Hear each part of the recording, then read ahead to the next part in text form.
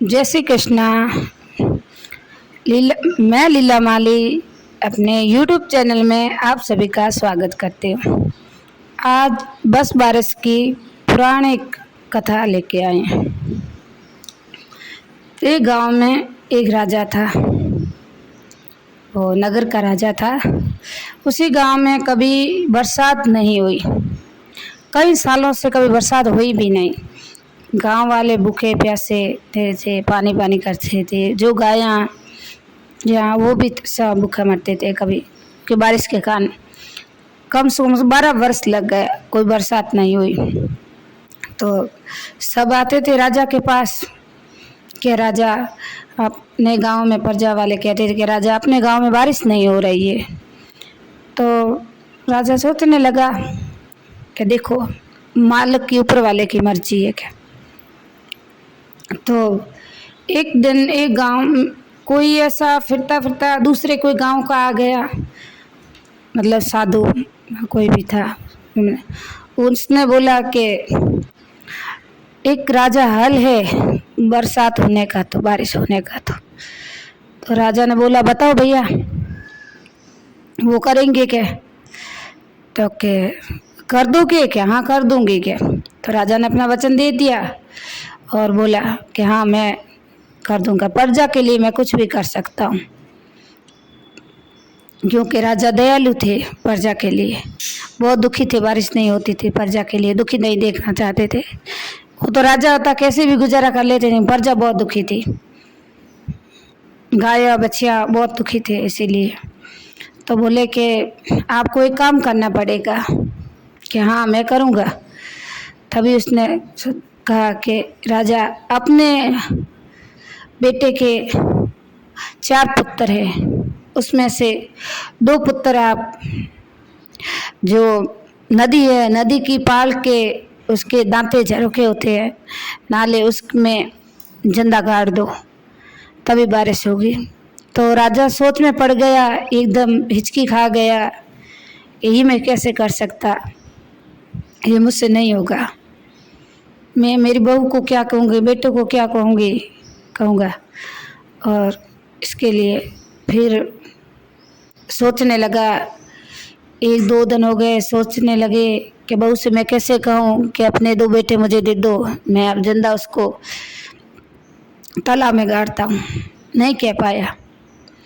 तो जाके रानी को बोला कि रानी ऐसी ऐसी बात है, हमें प्रजा के लिए तो कुछ करना ही पड़ेगा। हमारे तो 2 पोते हैं, यहाँ तो लाखों जने हैं, पूरी प्रजा है बहुत दुखी है, गायां हैं ये भी बहुत दुखी है कि बिना क्या करेंगे, सब मर जाएंगे। हम तो चाहें तो हमारे 2 पोते और है, 4 है, उसमें से जो रानी का भी नहीं मन होता था कि ये तो नहीं, हमारे पोते मैं कैसे दे दूँ कि वो भी चंदे। पोता तो हमेशा ही दादी और दादे का मतलब गुरु होता है, कालजी होती है, बेटों से बढ़कर पोता होते हैं हमेशा ही। जब वो पोतों को देखते तो उसकी सुबह होती, वो कैसे देख सकते। फिर भी उसने सोच लिया। बहू, राजा बोला रानी को कि तुम बहू को कहो। रानी के मैं बहू को कैसे कहूँ ये बात, मेरा मन नहीं मानता है राजन। तो फिर उस तो राजा थे, राजा तो वचन दिए तो खरे के थे जबान के कि काम तो करना ही पड़ेगा। 1-2 दिन हो गए, फिर बहू को बोला कि बहू तुम्हारे पीवर जाओ, अब रक्षाबंधन आ रही है, 30 आ रही है, तुम जाके आओ, तुम्हारे भाई का संदेश आया है। तो बहू ने बोली कि माता जी मेरे तो कोई है ही नहीं, बाप तो मेरे पहले से ही आज से कई साल मैं छोटी थी तभी वो गुजर गए थे, मेरे भाई तो है ही नहीं, मेरे परिवार में कोई है ही नहीं, इतने सालों से मुझे किसी ने बुलाया ही नहीं, अब मेरे भाई कौन है मुझे बुलाएगा, मेरा मायका कहाँ है पीवर, मैं कैसे जाऊँ। तो सास बोली कि बहू कल तुम्हारे पीवर से चिट्ठी आई थी और वहाँ एक छोटा गांव है, वहाँ गाय चराता है, गवालिया है, तेरा भाई है, तुम्हें बुलाया है, तुम्हें जाना पड़ेगा उसके लिए और तुम ले जाओ, तुम जाओ के 2 दिन के लिए। तो बहू को उसने कहा, एक सैनिक को जो रहते थे राजराणे में, कि तुम बहू को छोड़ के आओ। पहले के समय में वो बल्द गाड़ा गाड़ा वही था, तो बैल बांध के बैल के घोड़े गाड़े पे बैठा के बहू को भेज दिया। बहू बहू रोने समय लगी तो बेटी तो चारों बेटों को अपने साथ में बैठा के ले जाने लगी। तो सास ने बोली कि बहू तुम दो बच्चों को साथ में ले जाओ, दो हमारे पास छोड़ दो, हमें भी इसकी आदत लगी है तो हम इसके बिना रह नहीं सकेंगे, आप कब आओगे? तो हमारे पास एक दो बच्चे चाहिए के। तो बच्चों ने जिद किया कि नहीं मैं माँ आपके साथ चलूँगी। तो बहू ने कह दिया कि बेटा दादी और दादाजी कह रहे हैं तो तुम रह जाओ, अगली बार तुम्हें नाना ने ले जाऊंगी मैं ज़रूर, अभी छोटे वालों को मुझे ले जाने दो। तो छोड़ दिया, गोपी और किशन को दोनों भी छोड़ के चली गई। बहुत दूर जंगल में गई तो एक गायों वाला चला रहा था, उसने पूछा कि तुम मेरे भाई हो? कि हाँ। वो बोला कि हाँ बहन मैं तेरे भाई हूँ, कि मैं तेरा धर्म का भाई हूँ, मेरी कोई बहन नहीं है इसीलिए मैं तुम्हें बहन मानता हूँ बचपन से भी, लेकिन तुम आती नहीं हो। तो चलो वो कह तो दिया, लेकिन भाई के घर में कुछ भी नहीं था, कुछ खाने का नहीं था, कुछ पीने का नहीं था। भैया बोला सोच में पड़ गया कि अब मैं मेरी कुटिया में ले जाके बहन को क्या खिलाऊंगा, क्या दूंगा, कहाँ रखूंगा, मेरे पास तो है भी कुछ नहीं। तो बैठा दिया और बहन भाई दोनों भी चले गए। तो जाके बैठा तो पलिंडे में देखा तो मटकी में पानी था, कुपड़ी में पानी था, रस देखा तो खाने पाने का सामान था, सब हो गया। भगवान भाई ने ऊपर वाले की पानी की नहीं कि भगवान तेरी कुदरत है, आज मेरे बहन के पैर घर में पड़े थे, मेरे घर में देखो खाने पाने की कोई व्यवस्था नहीं थी, तो ये सब हो गई, तो ये ऊपर वाले की मेहर है के तभी ऐसे हुआ। तो भाई ने रख ली बहन को कुछ दिन, और रक्षाबंधन का त्यौहार करा दिया, तीज त्यौहार करा दी, रखी 10 दिन बैठी रहो बहन अपने घर में। वो खान पान हो गया, वहाँ कुटिया थी वो अच्छी हो गई, तो बहन रहने लगी। तो जो औरत रहती है वहाँ घर हो जाता है, क्योंकि उसको लक्ष्मी बोलते हैं, जहाँ वो उसके कदम पड़ते हैं तो वो झोपड़ी भी मैल हो जाता है, इसीलिए घर में हमेशा ही औरत को लक्ष्मी बोलते हैं। तो हो गया, चलो ठीक है। अब बहन बोली कि भैया मुझे काफ़ी समय हो गई आई ने, अब तो मुझे जाना पड़ेगा मेरे गांव। तो और गांव में पीछे तो वो तो ऐसे कह रही थी, पीछे दादा ने दादी ने दोनों ने मिलकर दोनों पोतों को वहाँ दे दिया, इसमें तालाब के खूंट में दे दिया, जो तालाब का दांते वहाँ तालाब के दांते बोलते थे, हाँ उस दोनों ने दे दिया जीवतों ने। और घर पे आके सोच करने लगे। दूसरे दिन ही गांव में बारिश हो गई, बहुत बारिश हो गई, तो गांव पूरा खुशी खुशी से झूम उठा। सब लोग देख रहे थे कि हम 12 साल बाद में हमारे गांव में बारिश हुई है, अब इससे अच्छा हमारे लिए त्यौहार कौन सा हो सकता है। और उस दिन त्यौहार था भादवा कृष्ण पक्ष की बारिश थी,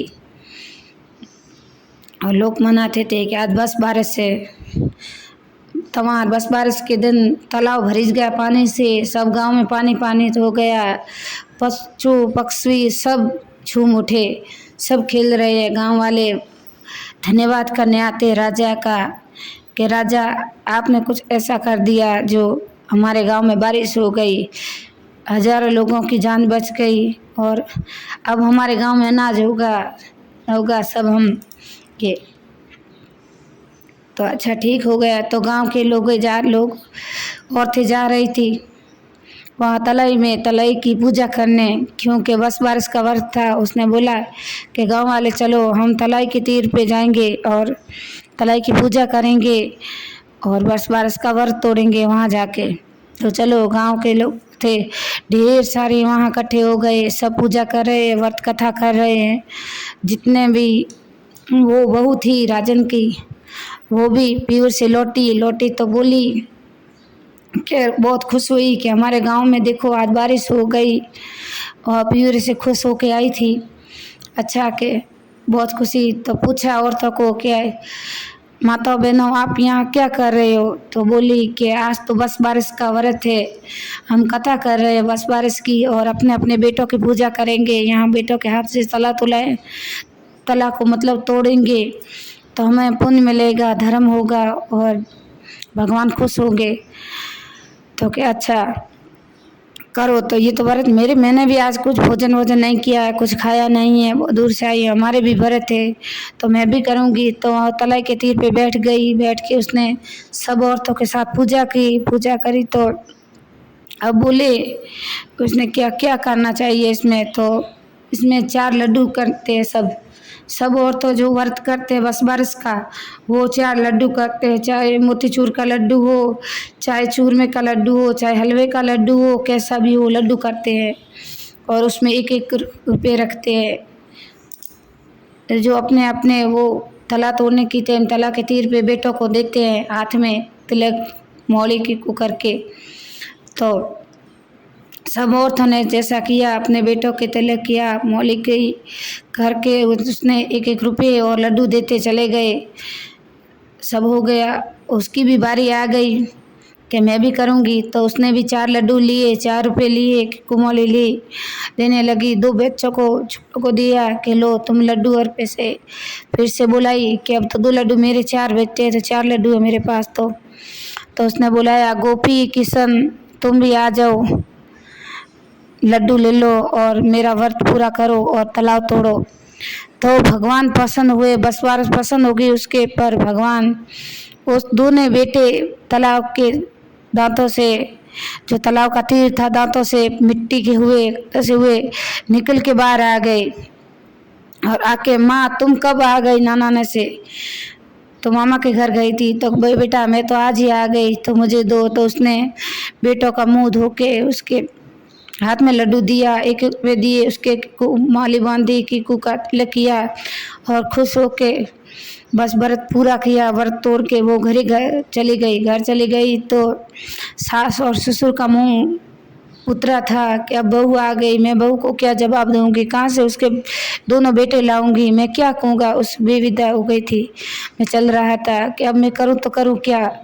सब गांव खोज था लेकिन वो राजा और रानी दादा दादी दोनों ही बहुत उदास थे। तो घर बहू के कदम पड़े तो वो बहुत चिंतित हो गई, अब बहू आई मैं क्या कहूँगी। तो बोली कि माँ जी आप कहाँ हो? आते ही सास और ससुर के पैर पड़ गई, पैर छुए और आशीर्वाद, सास ससुर ने आशीर्वाद दिया सदा सुहागन का बहू। और बहू देखा तो 4 पोते बहू के पीछे आ रहे थे, झूम उठे, खेल रहे थे, तो नाच रहे थे। तो राजा और रानी हो गए कि बहू ये कैसा हो गया कि ये 4 तुम्हारे पास कैसे है के? तो बहू बोली कि माँ जी मैंने तो तलाई के तीर पे आज सब उपवास किया था, बस बारिश का व्रत था, सब कथा कर रही थी महिलाएं, मैंने भी कथा करी। कथा करके सब ने बोला कि 1-1 लड्डू 1 रुपये अपने बेटे को दो। तो मैंने भी 1-1 लड्डू और 4 लड्डू लिए, 4 रुपये लिए, सबको कुमाली करके बुलाया। तो सब देने लगे तो मैंने भी दिए और बुलाए। तो वो तो वहाँ तालाब के तीर पे ही थे, खेल रहे थे मिट्टी में। तो दोनों भी आ गए। जब बहू राजा और रानी बहू के पैरों पे पड़ गए कि देखो मैं धन्य हूँ, आप जैसी लक्ष्मी मेरे घर में है और हमें क्या चाहिए कि आप मेरे 2 पोते, अब मैंने तो तालाब के तीर पे दे दिए थे, तालाब के दांतों पे, आप उसको मौत के मुंह से वापस कढ़ा ले आई, इससे अच्छा कौन धर्म होता है। इस क्योंकि उसको तो बस बारिश माता टूटमान हो गई थी, वो धार्मिक थी, वो धर्म और ज्ञानी थी, बहुत ही संतोष दिल वाली थी, इसीलिए भगवान ने उसे खुद आके दे दिया, दोनों बेटा लौटा दिए। देखो तो स्त्री को इस कथा से ये बनाना चाहिए कि धर्म और पुण्य और सत्य अपनी अपनी जगह होता है। आज सत्य थी बहू, उसने धर्म किया, पुण्य किया तो पुण्य कमा लिया, उसके दोनों बेटे जीवित आ गए। उसने धर्म किया क्योंकि धार्मिक थी। तो ये समझ लेना कि हर औरत ने धर्म और पुण्य करना चाहिए, इस कथा से ही लाभ मिलता है। और माता बहनों बस बारिश के दिन आप तालाब पे तालाब होती, तालाब के तीर पे जाके ये पूजा करनी चाहिए। और तालाब नहीं है आपके पास तो घर पे थोड़ा मिट्टी का कूड़ा बना के उसको तालाब बना लो, तालाब बना के उसमें पानी डाल लो, उसकी पूजा कर लो, करके अपने बेटों को लाडू दे के कीकू माली करके उसकी पूजा कर दो और उसके पैर से तला तुला दो। उसकी हजारों साल उम्र बढ़ जाएगी अपने बेटे की और सब परिवार सुख रहेंगे। धन्यवाद। इस कथा को आगे से आगे शेयर करो।